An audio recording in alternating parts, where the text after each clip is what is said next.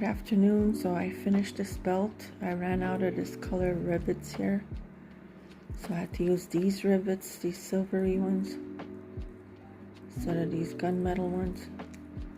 And then in the middle here I have like bigger ones.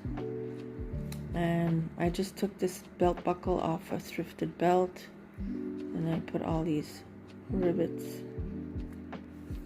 I had this leather already. This is for a kid, and that's how it looks.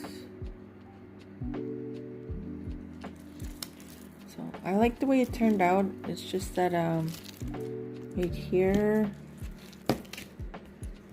it's not quite even right here, from the space from here to here, but it's all right. And this took a while to figure out, but managed to figure out how to make a belt buckle.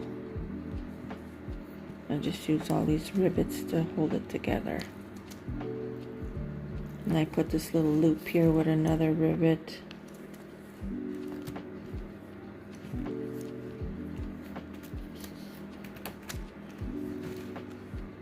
So, yep, that's how it turned out.